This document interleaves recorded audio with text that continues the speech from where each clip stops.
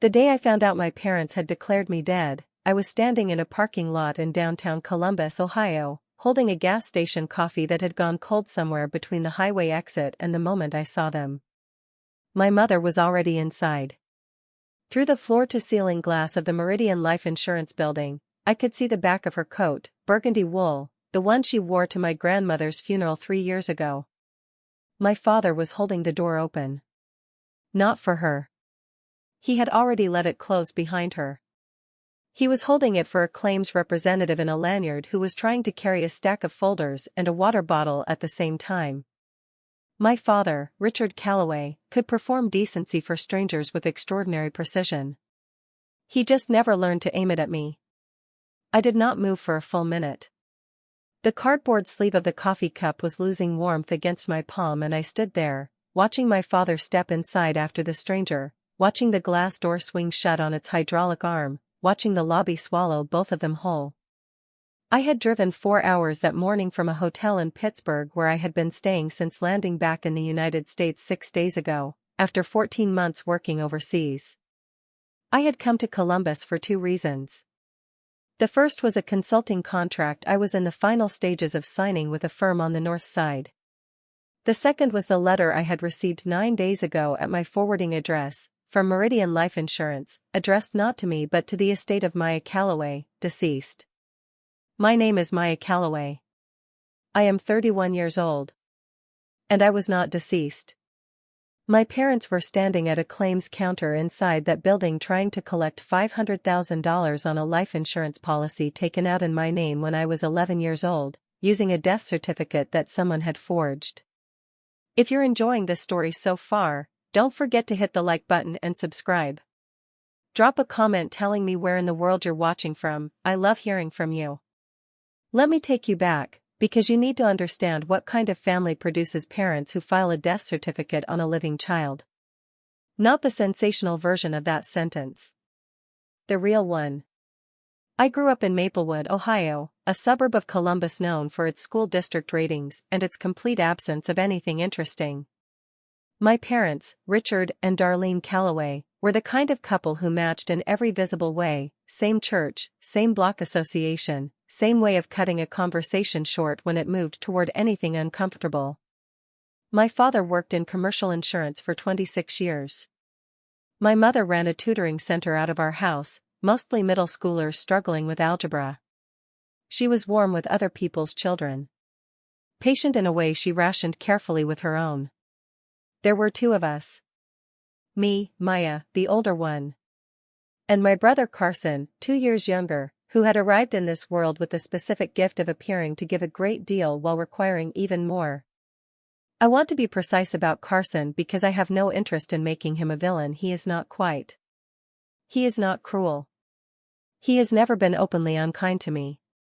He is the kind of person who simply never had to try very hard for anything because the people around him arranged the world so that trying wasn't required. My parents did not love Carson more than me. I have turned this question over for years and I genuinely believe that. What they did was simpler and more corrosive than favoritism. They decided early on that Carson needed tending and I did not. That he required the full weight of their attention and I could manage on the remainder. I was 8 years old the first time I heard my mother describe me to a neighbor at a block party as self-sufficient. She said it the way you compliment a houseplant for not needing much water. She barely needs anything, my mother said, and moved on to asking about the neighbor's renovation. I was standing at the cooler eating potato chips I had gotten myself because no one had thought to bring me a plate. Carson was sitting in our father's lap 40 feet away, being shown how to hold a sparkler. I thought self-sufficient was a compliment when I was 8. It took me about 15 more years to understand it was an excuse. The pattern held through every grade, every milestone, every accumulation of small moments that teach a child where she stands. Carson played soccer. My parents attended every game, home and away, with a folding chair, a thermos, and the specific focused energy of people who had somewhere to be. I ran cross-country and placed 3rd in the district my junior year. My father said that's great. My mother said don't forget to ice your knees. That was the complete conversation. I kept the third-place ribbon in a desk drawer for 12 years. I do not tell you this for sympathy. I tell you because the architecture of how my family operated matters to understanding everything that came after. For college, I earned a partial scholarship to Ohio State. I did every part of the application myself, on the family computer, between 10 at night and midnight because that was the only window when it wasn't in use.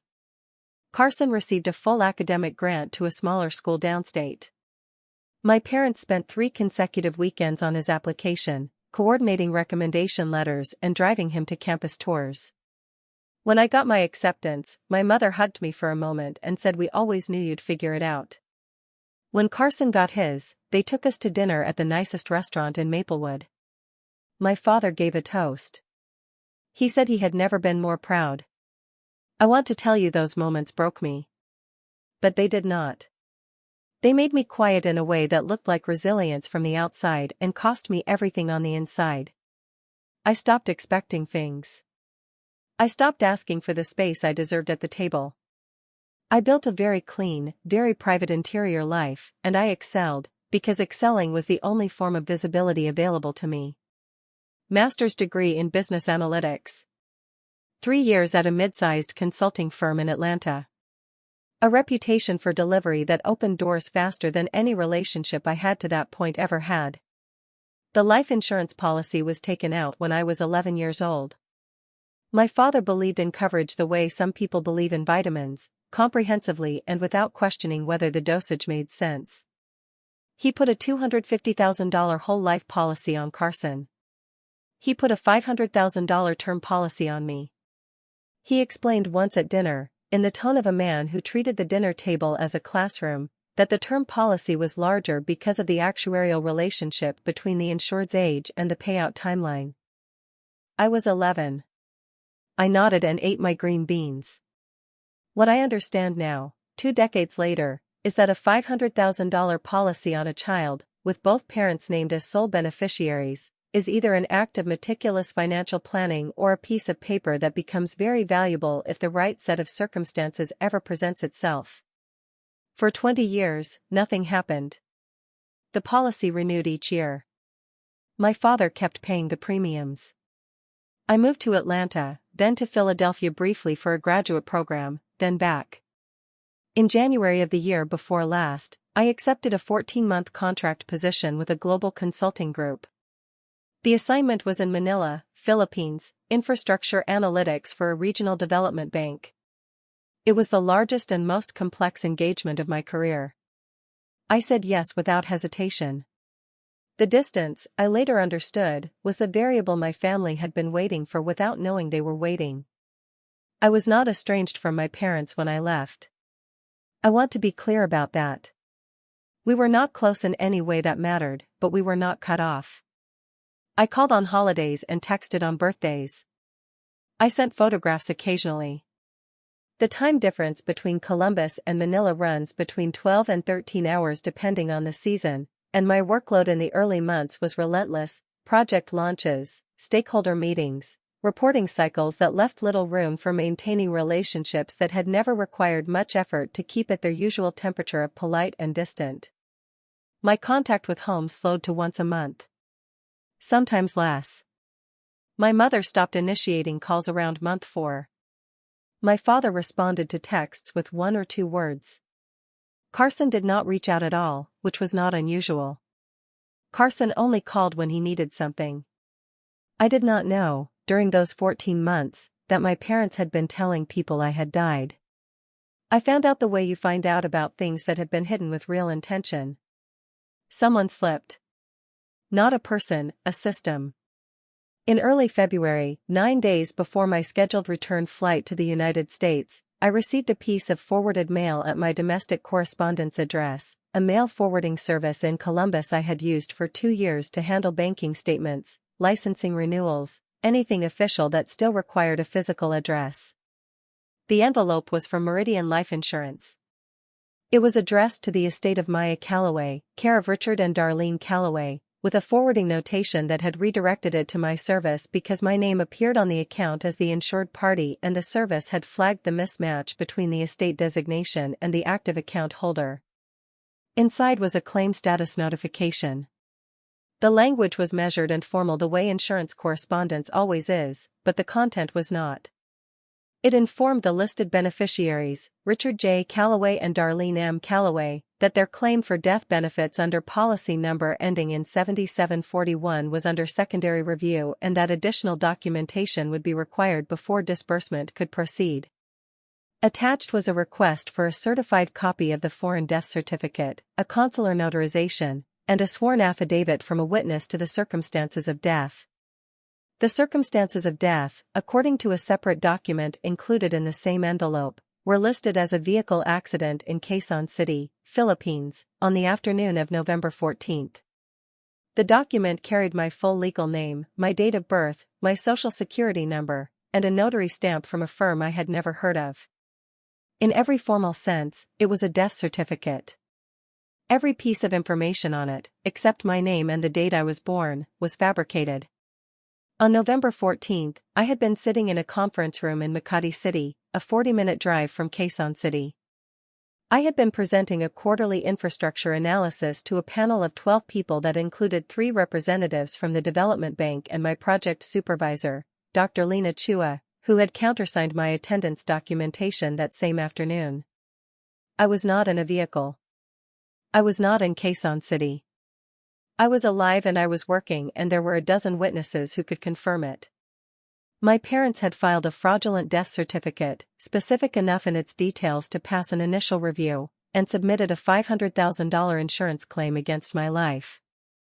I sat with that letter for 3 days before I did anything.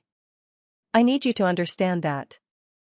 There was a version of this moment where I called my parents immediately, asked what happened, gave them the benefit of a doubt I am not sure they deserved. I considered it. I turned my phone over and looked at my mother's contact name for a long time. But I have known my parents for 31 years. I know the shape of the explanations they reach for when they are caught, and none of those explanations involve a notarized document with my social security number and a fabricated accident report. This was not a misunderstanding. This was a plan. And plans do not happen without planning. I called my attorney on the 4th day. His name is James Okonkwo. He had been my professional legal counsel on contract matters for 2 years, and I trusted him with the kind of absolute confidence you develop for someone who has never once told you what you wanted to hear. I told him what I had. He told me 3 things immediately: do not contact my parents, do not contact Meridian, and do not travel to Ohio until we had spoken to a fraud specialist. I booked my return flight for February 19, nearly 2 weeks out. I spent the days between that call and my departure collecting every piece of documentation that could establish my presence in the Philippines throughout November, December, and January. Work access logs. Hotel receipts with dated signatures. Bank transactions timestamped to Manila. Email chains with government officials showing my physical engagement in meetings. And a signed letter from Dr. Darlene Calloway on official Development Bank letterhead, confirming my employment status, my scheduled presence at every review, and her personal attestation that I had been in her office the afternoon my death certificate claimed I was in a car accident 40 minutes away. James connected with a fraud investigator named Karen Elias, who had spent 11 years with the Ohio State Insurance Commissioner's office before moving to private practice. She reviewed everything over a weekend. She called James on Monday morning. He relayed her assessment to me in 3 sentences. The death certificate is fraudulent. The claim constitutes insurance fraud under Ohio statute. Both are felonies with mandatory criminal exposure. Karen had also learned, through her contacts at Meridian's compliance department, that the company's secondary review team had already flagged the claim internally. The foreign death certificate did not match consular records for American citizens who died abroad in the listed period. Meridian was already suspicious. They simply did not yet have a living claimant walk through their doors and confirm it. That was the part my parents had not planned for. Working through proper legal channels, Karen had coordinated with Meridian's fraud compliance office. They had confirmed an in-person appointment. My parents had requested it directly, to discuss the additional documentation requirements. The appointment was scheduled for a Tuesday morning. Karen's office had advised Meridian that the insured party was alive, was represented by legal counsel, and would be present at the same time to provide sworn identification and documentation. Everything was arranged. Everything was witnessed. Everything was going to be on the record. What I had not planned for was arriving 10 minutes early and seeing my father hold a door open in the parking lot of the building I was about to walk into. I finished the coffee. I dropped the cup in the parking lot trash can. I straightened my coat, checked that my bag was buckled, felt the folder of documents against my forearm through the leather. 14 months of work. 3 days of stunned stillness in an apartment in Manila. A transatlantic flight sitting in a middle seat between a man who snored and a child who drew on the tray table. 6 days in a Pittsburgh hotel rehearsing nothing because there was nothing to rehearse, either the truth was enough or it was not, and I had learned a long time ago that the truth, properly documented, does not require rehearsal. It requires patience. It requires the willingness to walk through a glass door and let the room do what rooms do when a dead woman comes back to correct the record. I walked across the parking lot. I pushed open the glass door. The lobby was cool and clean and smelled faintly of recycled air and carpet shampoo. Behind the reception desk, a woman in a headset was typing. To my left, a waiting area with gray chairs and a coffee table arranged with Meridian brochures. To my right, a hallway leading to the claims counters. At the far end of that hallway, standing at the second window, I could see my mother's burgundy coat and my father's shoulders and the back of a claims representative's head. I stopped at the reception desk. I gave my name. I said I had a 10 o'clock with Karen Elias's office. The receptionist looked at her screen, nodded, picked up a phone. I did not look down the hallway. I did not need to. My parents had no idea I was there yet. And I had learned something important in 31 years of being the daughter this family decided not to see. The moment of recognition is not yours to rush. You let it find you. You let it land on its own. Because the silence before someone understands what they are looking at is the loudest thing in any room. I sat down in one of the gray chairs. I set my bag on my knee. I folded my hands on top of it. And I waited, the way I had always waited, steadily and without visible disturbance, for the moment when my family would finally have to look directly at what they had done. Karen Elias arrived at 9:52. I knew her from 2 video calls and 1 phone conversation, but I recognized her immediately, late 50s, silver-streaked hair cut close, a charcoal blazer over a dark blouse, the walk of a woman who had spent a decade inside state government offices and had learned that authority is carried in posture before it is ever spoken. She came through the front entrance, scanned the waiting area, found me, and crossed the lobby without haste.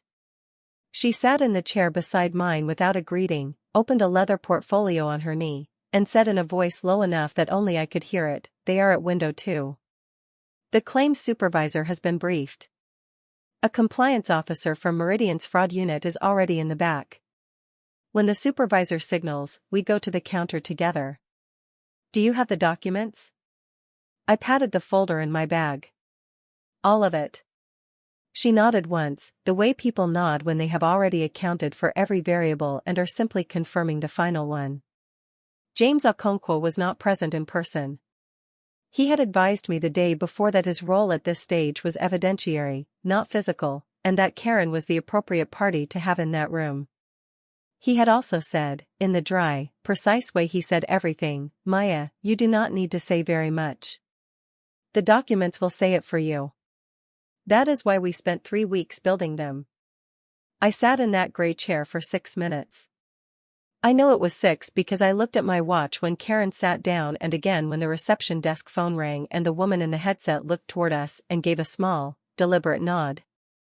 6 minutes of sitting 10 feet from a hallway at the end of which my parents were presenting forged documentation of my death to a claims representative who already knew it was forged.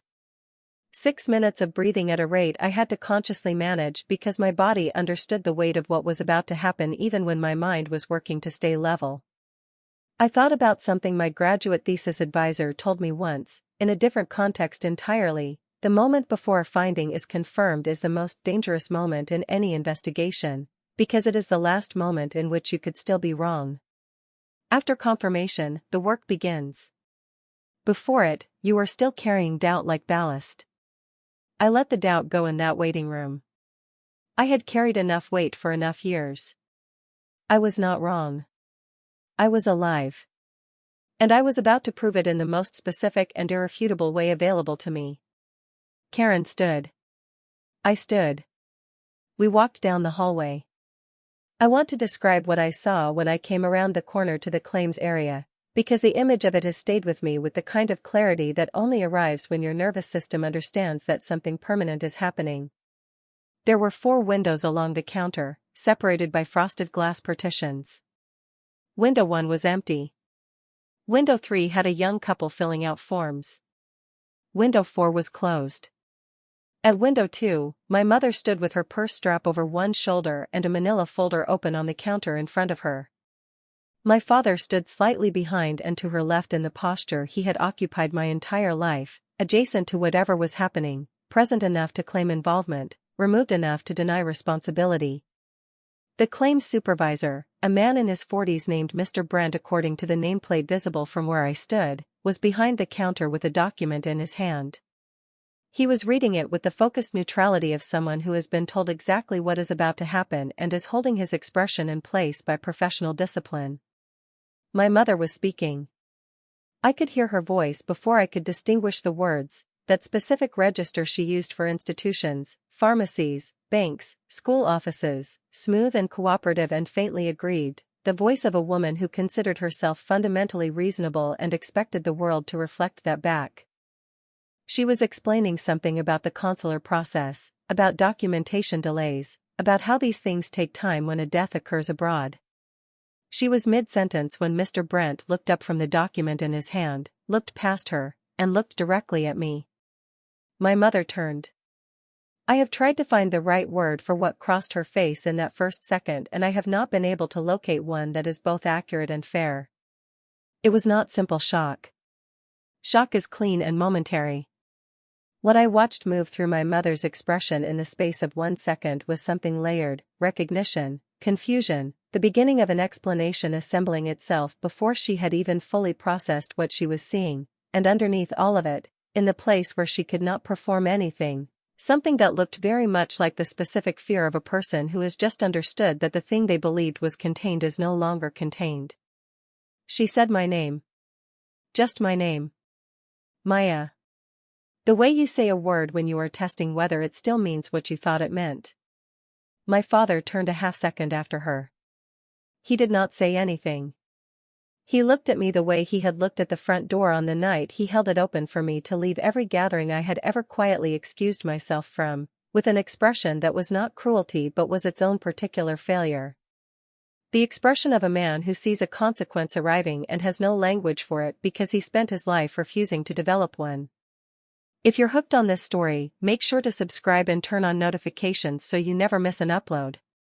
Your support means everything and helps me bring you more emotional stories like this one. Karen stepped to the counter beside me. She introduced herself to Mr. Brent by name, placed a business card on the counter, and set her portfolio open next to my mother's manila folder. She said, in a voice that was completely level and entirely audible to everyone in that claims area including the young couple at window 3 who had stopped filling out their forms, "My name is Karen Elias. I represent the insured party on policy 7741. This is Maya Calloway. She is alive, she is present, and she has documentation to that effect. The claim currently before you is based on a fraudulent death certificate. I am here to provide sworn identification and the supporting evidentiary record to Meridian's compliance office." My mother's manila folder was still open on the counter. I could see the edge of the forged death certificate from where I stood. My own name, in a font that someone had chosen to look official, on a document that described a death that had never happened. I opened my bag. I set my passport on the counter first. United States passport, current, with my photograph, my full legal name, and entry and exit stamps from Manila spanning the entire period during which I was supposed to have died. Then the letter from Dr. Lena Chua. Then 43 pages of work access logs, bank transactions, and email correspondence, each page dated, each covering the weeks and months my parents' claim said I was deceased. Then the affidavit from James's office, notarized, attesting to my identity, my legal standing as the living insured party, and my formal notice of the fraudulent claim. I set each document on the counter in a neat stack. I did it without rushing. Without speaking. I let the paper do what James had told me it would do. Mr. Brent had already stepped back from the counter. A door to the right of the claims windows had opened and two people had come through, a woman in a navy blazer who I recognized as Meridian's compliance officer from a brief introduction Karen had arranged the previous week, and a man behind her I did not know who was, I later learned, a fraud investigator from the same unit. They positioned themselves to the side of the counter with the quiet efficiency of people who have been waiting for a specific moment and have arrived at it on schedule. My father put his hand on the counter. Not reaching for anything. Just placing it there, flat, the way a person reaches for something solid when the floor feels uncertain. He said, quietly, to no one in particular, "This isn't what it looks like." I looked at him for a moment. I had planned to say something measured. I had composed sentences in the Pittsburgh hotel room, in the rental car, in the 6 minutes in the waiting area. Sentences that were true and controlled and left no room for misinterpretation. But standing there, looking at my father's hand flat on the counter of a life insurance claims office, looking at my own name on a death certificate next to my very much living passport, what came out of me was quieter than anything I had rehearsed. I said, "I know exactly what it looks like, Dad." 10 words. I counted them later. The room held them without adding anything. My mother made a sound. Not a word. A sound that came from somewhere that had nothing to do with performance, a short, compressed exhalation that is what you produce when the version of reality you have been maintaining collapses faster than your body can keep up with. She reached out and put her hand over the manila folder on the counter, a reflex, the way you cover something with your hand when you realize too late that you should have hidden it before anyone came in. But the compliance officer was already photographing the documents. The claims supervisor had already logged the timestamp. There was nothing left to cover. Karen spoke to the compliance officer. I will not detail everything that was said in the minutes that followed, because much of it became part of a formal record that I am not at liberty to reproduce in full. What I can tell you is this. My parents were not arrested in that office. That is a thing people ask me when I tell them this story, and I understand why. The expectation is that handcuffs follow discovery, that justice is immediate and cinematic. It is not. What happened in that claims office was the formal beginning of an investigative process. The compliance officer explained to my parents that the claim had been suspended, that the documentation on file was being retained as potential evidence, and that they would be hearing from the Office of the Ohio Attorney General within the following business days. She said it the way people in her profession say everything, without emotion, without theater, with the particular weight of someone for whom consequences are not personal but are entirely real. My father picked up his hand from the counter. He straightened his coat. He looked at the floor. My mother put the strap of her purse back over her shoulder with a precision that I recognized as the thing she did when she needed to reassemble herself in front of people. She did not look at me again before they left. My father paused at the door to the hallway and turned his head in my direction, not quite meeting my eyes. His mouth opened and closed without producing a sound. Then he followed my mother out. I stood at the counter until the door closed behind them. The young couple at window 3 had gathered their forms and were pretending to be very busy with a pen. The receptionist at the front desk was looking at her screen with the concentrated focus of someone deliberately not watching. Karen set her hand briefly on my arm and said, "You did well." Then she turned to the compliance officer and they began the formal process of transferring the documentation. I walked to the waiting area and sat back down in the same gray chair. I put my bag on my knee and my hands on my bag and I looked at the Meridian brochures on the coffee table and I took one slow breath after another until the room stopped feeling like it was made of static. 14 months. That was how long my parents had been operating in a world where I was dead. 14 months of whatever conversations they had, whatever plans they made, whatever they told themselves and each other and Carson and anyone else who asked where Maya was these days. 14 months of a story that was clean and self-contained and worth $500,000 if Meridian's secondary review hadn't flagged the consular discrepancy, if the mail forwarding service hadn't routed that estate letter back to the active account holder, if I had not been sitting at a desk in Manila on the afternoon they said I died, in a room full of people who could confirm it. The margin between that story holding and this moment was razor thin. And I felt the thinness of it sitting in that waiting room in a way that I could not have predicted. Not relief. Something more complicated. The particular vertigo of understanding that your own erasure was nearly complete and the only reason it wasn't was a sequence of small procedural accidents that had nothing to do with anyone choosing to protect you. Karen finished with the compliance officer and came to sit beside me.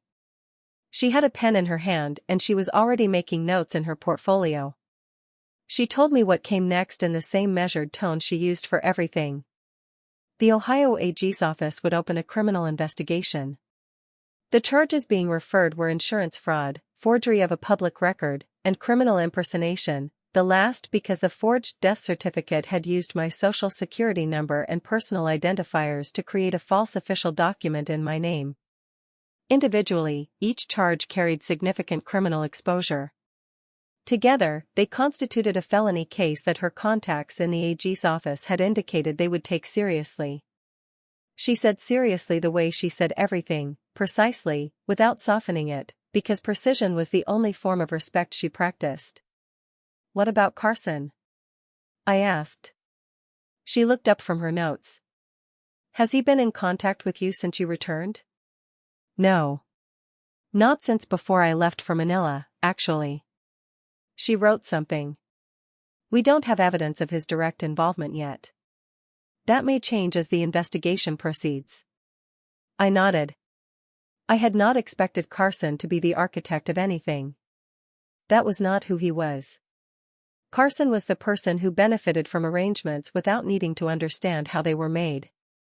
Whether his silence during 14 months of his sister being declared dead constituted knowledge or simply the practiced incuriosity of a man who had never learned to ask questions that might complicate his comfort, that was something the investigation would eventually determine, not me. I drove back to the Pittsburgh hotel that evening. I had a call with James at 7 and then I ate room service pasta in front of a window overlooking a parking structure and tried to locate something inside myself that felt like resolution. I could not find it. What I found instead was a very old exhaustion, the kind that does not come from the events of a single day but from the accumulated weight of understanding, fully and finally, the distance between who your family was supposed to be and who they actually are. I had known that distance for most of my life. I had navigated it, managed it, built my entire professional and personal architecture around the fact of it. But knowing a thing and having it confirmed in a life insurance claims office with a notarized affidavit are not the same experience. One is a suspicion you carry. The other is a document on a counter that no one can take back. The AG's office made contact with my parents' attorney within 72 hours. James called me Thursday morning with the update. The attorney, a man my parents had retained sometime in the 48 hours following Tuesday, had contacted the AG's office to indicate that his clients wished to cooperate with the investigation. Cooperate, James said, and I could hear the precise legal weight he was placing on the word. They want to cooperate. That tells us they already understand the evidentiary position they are in and they are hoping that cooperation reduces the eventual consequence. I asked him what cooperation meant in practical terms. He said it meant that within the next few weeks I should expect a request for a formal meeting, not a confrontation, not an apology, but a structured legal conversation about the specific chain of events that led to the filing. What it did not mean was that the charges went away. The AG's office does not open a case on insurance fraud and forgery and then close it because the people named in it decide to be forthcoming. It means the charges proceed with the additional context of whatever my parents choose to tell their attorney to say. Meridian confirmed in writing on Friday that the claim had been formally denied and closed. The denial letter cited fraudulent documentation and misrepresentation of the insured's status. A copy was sent to my attorney. A copy was sent to the AG's office as part of the evidentiary record. A copy was sent to my parents' address in Maplewood. I imagine my father signed for it. I imagine he stood at the door with the FedEx envelope in his hand for a moment before he went inside. I imagine the house was very quiet after that. Carson called me on Saturday. I looked at his name on my screen for a long time. Then I sent it to voicemail. He called again 20 minutes later. Then he texted, "Maya, I just found out. I had no idea. I need you to know that. I need to talk to you." I read the message. I set the phone face down on the hotel nightstand. I had spent 14 months being dead in my family's version of the world. Carson had spent 14 months in that same world without calling once to ask how I was doing in Manila. Whether he had known or not known, the question I was sitting with was the same. What does it mean to be someone's sister in a family where your absence for over a year produces no attempt at contact and apparently no alarm? I did not answer him that weekend. I was not ready to be generous with that question yet. I checked out of the Pittsburgh hotel on Sunday morning. I loaded my rental car, returned it at the airport, and flew back to Atlanta, where most of my things still were in storage, still waiting for me to decide where I was going to land after Manila. I had not decided. I still had not decided. But I had a consulting contract to finalize in Columbus, a legal process underway that would require my presence and participation for months to come, and the particular clarity that arrives when you have stopped carrying a weight you did not know you were carrying until the moment it left your hands. I want to tell you the hardest part was Tuesday, in that claims office, watching my parents turn around and see me standing alive behind them. But that is not true. The hardest part was the drive home on Sunday, somewhere on the interstate between Pittsburgh and the Ohio border, when it occurred to me with the quiet force of a fact that had been true for a long time and simply not yet spoken. My parents had looked at a $500,000 life insurance policy on their older daughter and decided, at some point, in some conversation I was not present for and will never fully reconstruct, that my death was more useful to them than my life. I drove through that thought at 70 miles an hour on a gray February Sunday, and I did not stop the car and I did not pull over and I did not cry. I turned the radio on. I drove. Because I had learned something in 31 years of being Maya Calloway that no forgery, no fraud, no 14-month erasure had managed to take from me. I was still here. I had always still been here. And now, finally, there was a paper trail to prove it. The investigation moved the way formal legal processes always move, deliberately, without drama, with the grinding patience of a system that does not rush because it does not have to. By April, 2 months after the claims office, the Ohio Attorney General's office had completed its preliminary findings and issued formal charges. My father was charged with insurance fraud and conspiracy to commit forgery. My mother was charged with the same, plus criminal impersonation, because the AG's investigator had determined that she had been the one to source the notary contact and coordinate the specific language of the false death certificate. The charges carried potential sentences of 3 to 8 years each under Ohio statute, plus fines, plus mandatory restitution to Meridian Life for the investigative costs the company had incurred processing and auditing the fraudulent claim. Carson was not charged. The investigation found no direct evidence that he had participated in the planning or execution of the fraud. What the investigation did find, through a forensic review of family communications, was that my parents had told Carson I had died in a vehicle accident in November. They had told him the insurance claim was a routine process. He had not questioned it. Whether that was willful blindness or the honest incuriosity of a man who had spent his life not asking questions that might disturb his comfort, the law, as James explained it to me, does not distinguish between those two things when no active participation can be proven. Carson was a witness. He was not a defendant. That was the legal conclusion. My own conclusion about what his silence during 14 months of believing his sister was dead said about the kind of brother he had chosen to be, that was a separate matter, and one I was still working through. He called me 4 more times in March. I answered on the 5th call, in early April, standing in the kitchen of the Columbus apartment I had rented while the contract on the north side finalized. He cried. Real crying, the kind that cannot be performed. He said he was sorry. He said he did not know. He said he should have called more, should have asked more, should have been someone who noticed when his sister's voice disappeared from his life for over a year and found that alarming rather than convenient. He said all of this without me prompting any of it, which was the only reason I stayed on the phone. I told him I believed him. I told him believing him did not mean we were the same as we had been, because we had never actually been close enough for there to be much to return to. I told him that what I needed from him now was honesty in the legal process and space in everything else. He said okay. He said it twice. Quietly and without argument. It was the most adult conversation my brother and I had ever had, and it cost us both something to get there. My parents accepted a plea agreement in June. Their attorney negotiated the terms over 8 weeks.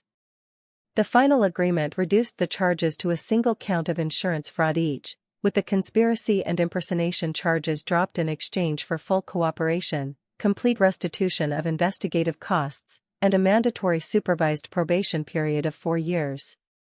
No prison time under the terms of the agreement, provided they met every condition of probation without violation. James walked me through the terms the morning they were finalized. He asked if I had any objection. I told him I did not. I want to be honest about why, because people ask me this and they expect the answer to be grace or forgiveness or some spiritual elevation I have not actually reached. The truth is simpler. A trial would have taken another year of my life. It would have required me to sit across a courtroom from my parents for weeks at a time, revisiting documentation and testimony that I had already spent months building, for an outcome, prison, that would not have returned one day of the 14 months I spent being declared dead in my family's version of the world. The plea gave them consequences that were real, public, and permanent. It gave me my time back. That was the calculation. I am not going to dress it up as anything else. The consulting contract on the north side of Columbus finalized in March. I signed it on a Wednesday morning in a glass-walled conference room with a view of the Scioto River, which was still carrying winter gray along its edges. The contract was for 18 months, the largest independent engagement of my career, and I had negotiated every term myself. I signed my name on the last page and thought about the forged signature on a death certificate in a county evidence file somewhere, the loopy rounded letters that someone had chosen to represent me and gotten completely wrong. My actual signature is tight and angular and moves to the right across a page. Nothing like the one they used. If they had known me even a little, they would have known that. I moved into a one-bedroom apartment in German Village in April. Brick building, old floors that creaked at the same 3 spots every morning, a bay window overlooking a street where someone 2 doors down kept a small garden that was already showing green by the time I carried my boxes in. I bought furniture that I chose entirely for myself, without consulting anyone or considering what anyone else might prefer. A dining table with 4 chairs, because I intended to have people over. A reading chair in a deep rust color that my mother would have called impractical and that I loved with a completeness I did not feel the need to justify. Books on every shelf. A coffee maker that produced 1 excellent cup at a time and required patience, and I did not mind. Dr. Lena Chua visited Columbus in May, on her way to a conference in Washington. We had dinner at a restaurant downtown. She asked about the legal proceedings and I gave her the summary version. She listened, asked 2 precise questions, and then set her wine glass down and said, "You know what I remember most about you in Manila?" I said no. She said, "You never once let the work slip even when I could see that something was wrong with you internally." Not the fraud, she clarified. I did not know about that until you told me. I mean earlier, in the first months. You carried something heavy and you never put it on the project. She paused. That is a very rare quality. I want you to know that I noticed it even when I did not name it. I looked at my plate. I thought about all the years of carrying things without putting them on anything that mattered to me, all the practice my family had given me without intending to give me anything at all. I said thank you. It was the most I had, and it was enough. I do not speak to my parents now. I want to tell you that as a fact rather than a wound, because that is what it has become. They sent a letter through their attorney in July, a formal written statement that read like something between an apology and a legal document, carefully worded, qualified in ways that protected them without actually admitting to the full dimension of what they had done. I read it once. I showed it to James. He said it was standard language for a post-plea communication. I filed it in the same folder as the fraudulent death certificate, because they belong together, because they are both pieces of paper that tell me who my parents were when no one was watching and they believed the stakes were high enough to justify who they actually were. I do not hate them. I have thought about this carefully and I genuinely do not. What I feel when I think about them is something quieter and further away, a recognition, the way you recognize the shape of a place you grew up in when you drive past it years later and realize the version of it that lives in your memory was always larger and more significant than the actual building. There is one more thing I want to tell you, because it is the thing that stays with me most clearly on the ordinary days, the days when I am not in a legal office or a conference room or reconstructing the chain of events for someone who needs the full picture to understand any part of it. On the morning I walked into Meridian Life Insurance and placed my passport and my documentation and my 43 pages of evidence on that counter, I was wearing the same coat I had worn to my last family dinner before leaving for Manila. Dark gray, good wool, a small scuff on the left cuff from a door latch in a hotel in Makati I had never gotten around to having repaired. I had not planned this. It was simply the coat I owned and it was February and I needed a coat. But I have thought about it since. About the fact that I walked back into my family's story wearing the same coat I left it in, carrying the documentation of everything I had built and everywhere I had been in the time they had spent trying to erase me. There is something in that I do not quite have the language for yet. Not triumph. Something more enduring than triumph. The specific satisfaction of a person who was declared finished and showed up anyway, with receipts. My name is Maya Calloway. I am 31 years old. I am alive. I signed a consulting contract worth more than the life insurance policy my parents tried to collect, on a Wednesday morning in March, with my own signature, which moves to the right across the page, tight and angular and entirely mine. I live in a one-bedroom apartment with old floors and a rust-colored chair and a garden visible from my window that someone else tends and I get to look at every morning for free. I am not who my family decided I was. I never was. They just had a very long head start on telling the story, and I was very busy being elsewhere, building the evidence that would one day walk through a glass door and correct it. I hope, if you are watching this, that you are building yours too. Quietly and without announcement, the way the most important things always get built, one documented day at a time, until the record is so clear and so complete that no one can forge their way around it. Thank you so much for watching until the end. If you loved this story, check out the other videos on your screen now. I think you'll really enjoy them. And don't forget to subscribe if you haven't already. See you in the next story.